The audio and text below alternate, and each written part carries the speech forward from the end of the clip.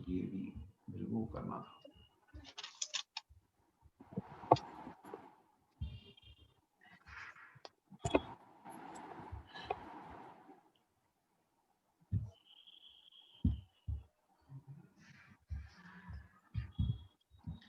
ठीक है, अब ये देखिए, ये मैंने आपको बताया थे 1, 5, 9 जो घर होते हैं, हाउस होते हैं, इनको क्या बोला था? धर्म त्रिकोण। 1, 5, 9।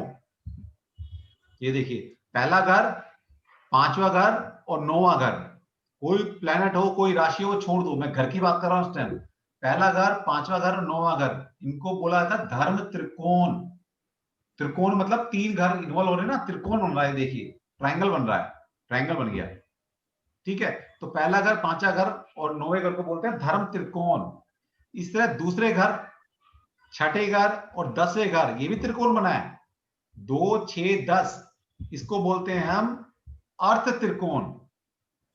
ठीक है, जिस तरह जीवन के 4 पहलू होते हैं ना, धर्म, अर्थ, काम और मोक्ष, इस तरह कुंडली में जो 12 के 12 घर हैं, इन घरों को 4 पार्ट में डिवाइड कर दिया हमने। पहला है धर्म त्रिकोण।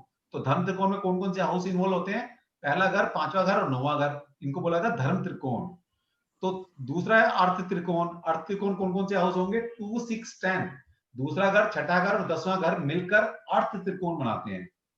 इस तरह तो तीसरा, 7वां और 11वां हाउस है, ये है काम त्रिकोण।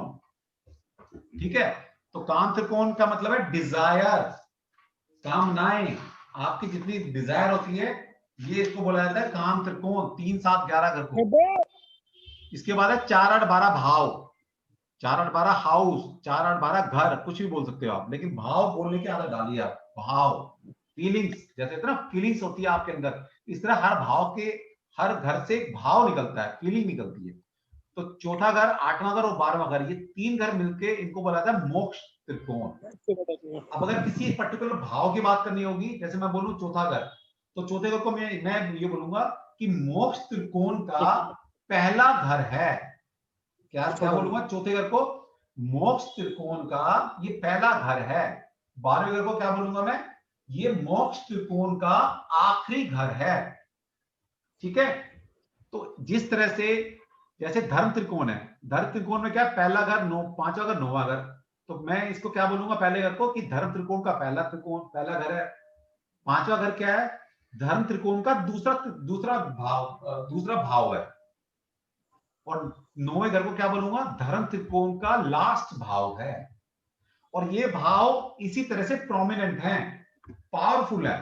जैसे पहले घर से ज्यादा पावरफुल पांचवा घर है, और पांचवें घर से पावरफुल 9वां घर है। इसी तरह से मान लीजिए काम त्रिकोण है, काम त्रिकोण मतलब डिजायर, आपकी जितनी भी डिजायर है, जैसे होती है ना फूड, स्लीप एंड सेक्स, जितनी मेटेरियलिस्टिक डिजायर है जो जीवन को नीचे, इंसान को नीचे धकेलती हैं। फूड गया था भाई, मार मार के तेरे को थक गया मैं।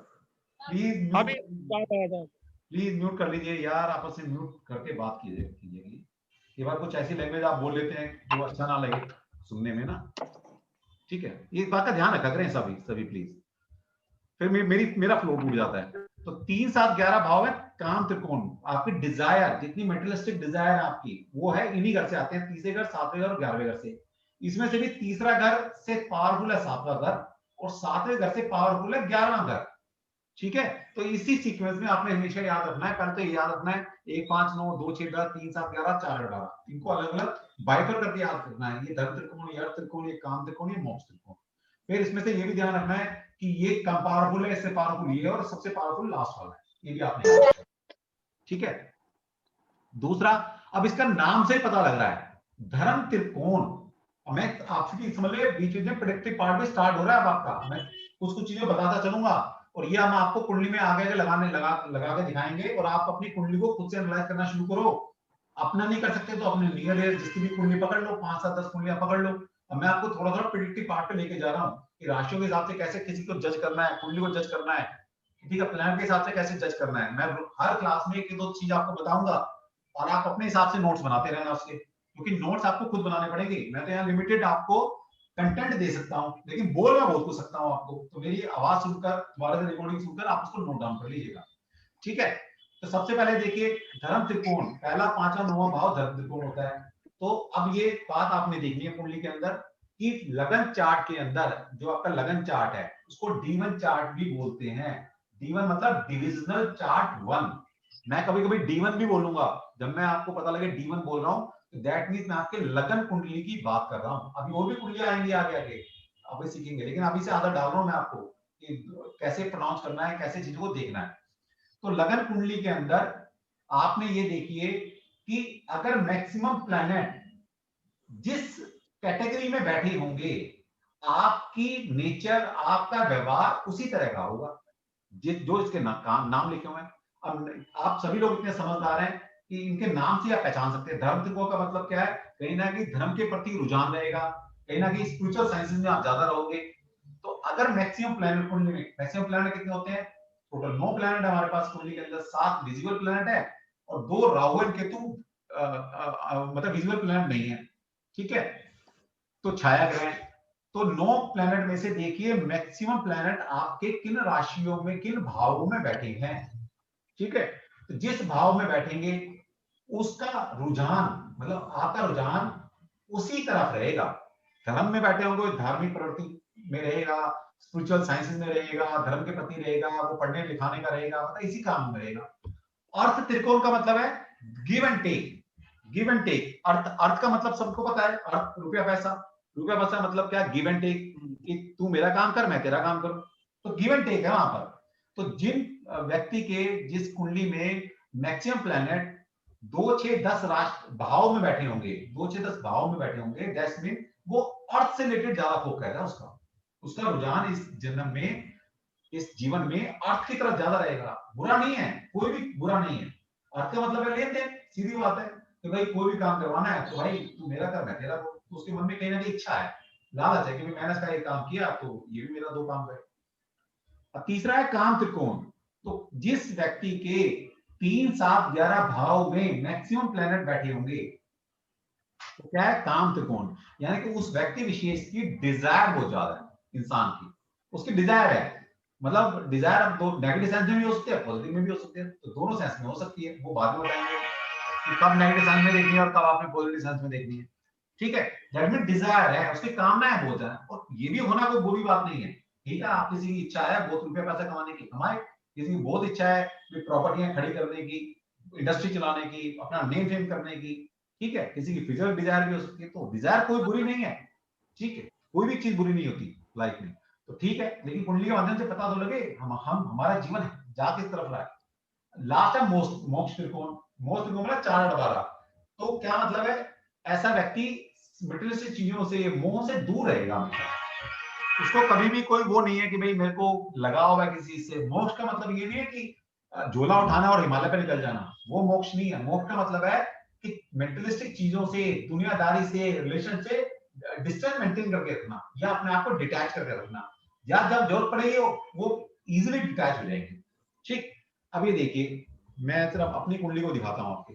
अब मेरी कुंडली में देखिए मैक्सिमम प्लैनेट किस भाव में बैठे हैं, किस त्रिकोण में बैठे हैं। पहले त्रिकोण में बैठे हैं, दूसरे त्रिकोण में बैठे हैं, तीसरे में बैठे हैं, चौथे त्रिकोण में बैठे हैं। पहला त्रिकोण क्या था, धर्म त्रिकोण। उसमें कौन कौन से हाउसेज आते हैं, 159 धर्म त्रिकोण में बैठे हैं सारे, ठीक है। अभी देखिए पहले घर में कोई प्लैनेट नहीं है, 5वें घर में कितने प्लैनेट बैठे हैं, 1, 2, 3, 4, 5, 5 प्लैनेट। और 9वें घर में कितने प्लैनेट बैठे हैं, 1। तो 5 और 1 6 प्लैनेट, 9 में से 6 प्लैनेट मेरे कहां बैठ गए हैं, धर्म त्रिकोण में, ठीक है। अर्थ त्रिकोण में कितने बैठे हैं, अर्थ त्रिकोण में बताइए, कौन बताएगा, अर्थ त्रिकोण में कितने प्लैनेट बैठे हैं। अर्थ त्रिकोण कौन होते हैं, 2, 6, 10। अर्थ त्रिकोण में कितने प्लैनेट बैठे हैं इस कुंडली में, एक बैठा है केतु, एक बैठा है, ठीक है। तो धर्म त्रिकोण में कितने आए, 6। अर्थ त्रिकोण में कितने आए, 1। इस अगला है काम त्रिकोण। काम त्रिकोण किससे बनता है, 3, 7, 11, 3, 7, 10, 11, 3, 7, 11। एक बैठा है, तीसरे में मंगल बैठा है, 7वां खाली, 11वां खाली, तो काम त्रिकोण में कितना बैठा है? 1। इसके अगला क्या है? मोक्ष 4 8 12। तो क्या है? 4 8 12। 4 8 12 में कोई बैठा है? 4 8 12। एक बैठा है राहु। एक बैठा है राहु, ठीक है जी। 8वें हाउस में कोई नहीं है। आपके केस में तो सर आपके केस में एक त्रिकोण में 5 बैठे थे, अब किसी के इक्वली डिस्ट्रीब्यूट हो, फिर कैसे बताएंगे कौन सी डिजायर सबसे ज्यादा है? तो ठीक है, बैलेंस है, इसमें क्या बात है? ऐसे भी तो होता है, सब कुछ चाहिए आपको, धर्म भी चाहिए, अर्थ भी चाहिए, काम भी चाहिए, मोक्ष भी चाहिए। सर मेरे तो सारे मोक्ष में बैठे हैं। तो मैडम अब आप अपनी नेचर बता दीजिए। सर मेरे मोक्ष में बैठे हैं, पर मेरी ऐसी कोई नेचर नहीं है। मेरे सारे ग्रह 8वें घर में बैठे हैं, पर ऐसी कोई नेचर नहीं है मेरी। कोई बात नहीं बेटा, बन जाएगी। अभी कितनी उम्र ही क्या हुई है? मेरे 4th हाउस और 12th हाउस में बैठे हैं। अभी तो ये बता तेरा आईपीएल कैसा चल रहा है? नुकसान तो नहीं हुआ? नहीं सर, ऐसा कुछ नहीं है। ऐसा कुछ नहीं है। तभी तो कह रहा था सर कि 8th हाउस वाले को डिजायर है नहीं मेरी, मतलब। अच्छा, नहीं डिजायर का मतलब थोड़ी ना है, मतलब सर किसका है? डिटैच नहीं होगा तो किसी से कभी भी, अटैच नहीं होगा। सर वही तो कह रहा हूँ, मैं बहुत एक्सट्रीम सेंसिटिव हूँ। अच्छा, कोई बात नहीं, निकल जाएगी। अभी दशा को ऐसी चल रही होगी, आने तो मून के प्लान जब हावी होंगे तेरे ऊपर तो आ जाएंगे, कोई दिक्कत। ठीक है ना? याद देख रहे लगन, कोई लगन संधि पर तो नहीं है तेरा? ये भी देख लियो, पता लगे लगन चेंज हो गया। लगन किसमें नहीं है? लगन संधि में तो नहीं है, मतलब 0 डिग्री या 28 29 डिग्री का तो नहीं है? पता लगे तेरा टाइम थोड़ा करेक्ट कर। नहीं सर, 4 डिग्री लगन, 4 डिग्री का, 4.5 5 डिग्री का। ठीक है जी, तो सब अपना अपना देख लेना। हाँ जी सर, सर एक ये बताओ कि मोक्ष में है जैसे, तो इसका मतलब मोक्ष ही मिलेगा? नहीं, मोक्ष का मतलब ये नहीं कि मोक्ष मिल जाएगा। मोक्ष का मतलब है कि मोक्ष में अगर तुम्हारे प्लेनेट हो तो हम जल्दी अटैच नहीं होते, मूव ऑन कर जाओगे लाइफ से, मूव ऑन करोगे हर चीज से। अरे भैया रोहन भाई, मैं आई एम द बॉस यार, मैं बॉस हूं यार इस क्लास का। मैं तो ये मॉनिटर बना दिया, पर जब टीचर आ जाए तो फिर मॉनिटर को शांत हो जाना चाहिए। ठीक, तो मोक्ष त्रिकोण का मतलब ये है कि आप अपने मतलब व्यक्तियों से, मेटेरियल चीजों से मोह त्याग सकते हो आराम से, कोई आपको प्रॉब्लम नहीं आएगी। आपको बंधन नहीं है, आपको बंधन नहीं है ना? बिल्कुल नहीं है, बिल्कुल नहीं है। तो आप अपने सभी अपनी कुंडली में लगा लेना, 100% लगेगा, 101%। कोई माने या मत माने, ज्योतिष सर मेरा धर्म त्रिकोण से क्या मतलब निकालेंगे हम? धर्म त्रिकोण का मतलब ये है कि आप धार्मिक प्रवृत्ति है आपकी, कहीं ना कहीं इन्हीं सब चीजों में रुझान रहेगा आपका, कि भैया जाना है घूमने तो स्पिरिचुअल प्लेस में जाओगे, धर्म के प्रति रुझान रहेगा, इन्हीं सब साइंस को पढ़ोगे या पढ़ाओगे। अब मेरा देख लो यार, मैं कहाँ साइंटिफिक बंदा, मैकेनिकल इंजीनियर, ठीक है, मैं कहाँ ज्योतिष में फंस गया। सर इसमें एक क्वेरी थी मेरी, कि मेरा धर्म में भी 3, मोक्ष में भी 3, लेकिन प्लैनेट्स जो हैं वो कौन कौन से बैठे हैं, उनके नेचर के हिसाब से भी तो चीजें होंगी ना? वो भी होंगी, वो तो रोल प्ले करेंगे, लेकिन फिर भी एक, मैं अभी तो इस लेवल पर आपको मैं डीपली ले जा नहीं सकता ना, इसलिए मैं आपको अभी मोटा मोटा बता रहा हूँ कि आप अपना रुझान दे सकते हो कि आप क्या हो। मैंने इसलिए पूछा ना, धर्म और मोक्ष में दोनों 3 हो गए डिवाइड। अच्छी बात है ना सर, तो हो गए। अच्छी बात है कि धर्म और मोक्ष में है, तो आपको मोक्ष पाने के लिए किसी से मोह माया से दूर हटने में कोई दिक्कत नहीं आएगी। धर्म के प्रति आपका रुझान है, ये कुंडली दिखा रही है आपको, बस। हाँ जी। ये जो संधि वाली चीज है, जैसे 28 डिग्री का अगर कहीं पे बैठा हो लगन, तो उस केस में क्या होता है, वो नेक्स्ट लगन की तरफ बढ़ जाएगा। अगर 28 डिग्री का, अरे भाई मेरे ऐसा नहीं होता, कई बार 29 डिग्री या 29.5 का लगन दिखा रहा है, हो सकता है। तो मतलब ये है कि टाइम में डिफरेंस है, टाइम में डिफरेंस करके देख लो एक बार। बिल्कुल। अच्छा, हाँ ठीक है। कोई और ऐसा है जिसको अपनी कुंडली याद और उसकी हिसाब से आपकी कैरेक्टरिस्टिक, आपकी नेचर मैच नहीं करती हो? सर मेरी ये वाली नहीं मैच करती, मुझे याद है। कोई बात नहीं, तेरा तो बंदा ही यूनिक है। ज्योतिष 100% करेक्ट नहीं हो सकता ना, ज्योतिष को ये भी तो श्राप है कि ज्योतिष 100% करेक्ट नहीं होगा कभी भी। बिल्कुल श्राप मिला हुआ ना ज्योतिष को, माँ पार्वती ने श्राप दे रखा है कि ज्योतिषों की 100% कभी भविष्यवाणी सत्य नहीं होंगी। मेरे सर 3 मोक्ष में है, नहीं 4 मोक्ष में है और 3 धर्म में है। बस तो मैडम 7 में से 9 तो आपका प्रवृत्ति देखो, मैं इसलिए बता रहा हूँ कि आप जब ज्योतिष सीख गए हो तो थोड़ा बहुत व्यवहारिक बन जाओ। व्यवहारिक क्या, किससे बिजनेस करना है, किससे मिलजुल रखना है, किससे नहीं रखना, पता लगे किससे दोस्ती कर रखी है, उसके काम त्रिकोण में सारे प्लान बैठे हुए हैं। बस तो उसकी डिजायर इतनी ज्यादा है, वो अपने काम के लिए आपसे आपके साथ है इस टाइम, जब जब जरूरत आएगी साथ छोड़ जाएगा वो, डेफिनेटली छोड़ जाएगा। हाँ बिल्कुल बिल्कुल बिल्कुल राइट। ठीक है, तो ये सिखाने का मतलब ये होता है कि पहले आप थोड़ा व्यवहारिक चीजें भी साथ साथ सीखते चलो हमारे साथ। सर। हाँ जी सर मेरा चौथे भाव में हाँ तुला राशि में केतु है हाँ और 12th हाउस में मिथुन राशि में बृहस्पति, मंगल और शुक्र है। अच्छा, तो 4 प्लैनेट आपके मोक्ष त्रिकोण में बैठ गए। जी सर। ठीक है, तो ठीक है। अब बाकी बाद में बताएंगे कि मतलब मान लीजिए धर्म त्रिकोण में जो प्लैनेट बैठे हुए हैं वो अगर मैलेफिक प्लैनेट बैठ जाएंगे तो इतना इजीली नहीं होगा आपका सब चीज छोड़ना, मतलब उस धर्म को अपनाना। धार्मिक प्रवृत्ति के लिए आपको संघर्ष करना पड़ेगा। ओके ठीक है, अगर ये शुभ प्लैनेट बैठे होंगे तो आप धर्म की तरफ बहुत इजी गोइंग चला जाओगे, कोई ऑब्स्टेकल नहीं आएगा। अब मेरा देखिए आप। सर धर्म भाव में सैटर्न बैठा हुआ है 9th हाउस में।